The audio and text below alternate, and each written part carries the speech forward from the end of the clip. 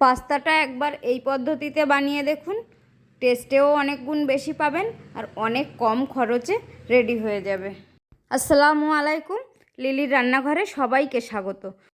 আসুন তাহলে দেখে নেওয়া যাক আজকের এই সহজ পাস্তার রেসিপি। তো পাস্তাটা বানানোর প্রথমেই আমি আগে পাস্তাগুলোকে সেদ্ধ করে নেব। তার জন্য এরকম একটা বড় পাত্রে জল গরম হতে বসিয়েছি। আর জলটা একটু গরম হয়ে এলে এর মধ্যে দিয়ে দেব স্বাদমতো নুন, আর দিয়ে দেব 2 টেবিল চামচ সাদা তেল। সাদা তেলটা দিলে পাস্তাটা একেবারেই ছাড়ো ছাড়ো হবে। আর পাস্তাটা সেদ্ধ করার সময় লক্ষ্য রাখতে হবে অবশ্যই জলটা একটু বেশি পরিমাণে দিতে হবে। আর জলটা টকবগে হয়ে ফুটে গেলে ওর মধ্যে পাস্তাটা দিয়ে দিতে হবে। এবার নাড়াচাড়া করে 3 থেকে 4 মিনিট রেখে দিলে পাস্তাটা খুব সুন্দরভাবে সেদ্ধ হয়ে যাবে। 3-4 মিনিট পর আমি এভাবে একটু চেক করে দেখে নেব পাস্তাটা সেদ্ধ হয়েছে কি না। তো পাস্তাটা খুব সুন্দরভাবে সেদ্ধ হয়ে গেছে। এবার ঠিক এভাবে একটা ঝাঁঝরি চামচ দিয়ে পাস্তাটা ছেঁকে তুলে নেব জল থেকে। এবার চুলাতে কড়াই বসিয়ে কড়াইয়ে অল্প পরিমাণ সাদা তেল দিয়ে দিলাম।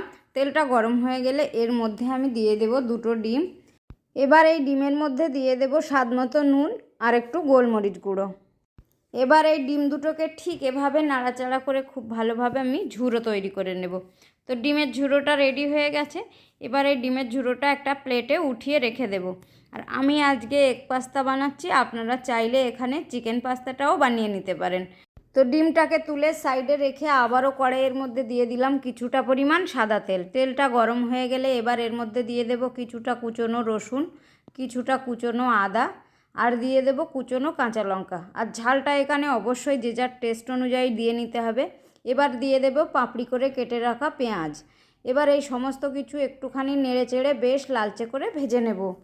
আর ঠিক এভাবে কালার চলে এলে এর মধ্যে আমি দিয়ে দেব স্বাদমতো নুন, আর দিয়ে দেব একটু গোলমরিচ গুঁড়ো, দিয়ে দেব 2 টেবিল চামচ টমেটো সস, আর 1 টেবিল চামচ দিয়ে দেব সয়া সস।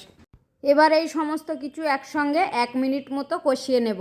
আর বন্ধুরা, এখানে একটা জিনিস লক্ষ্য রাখতে হবে, যেহেতু আমি পাস্তাটা সেদ্ধ করার সময় নুন দিয়েছিলাম, তাই এখানে নুনটা একটু বুঝে দিতে হবে।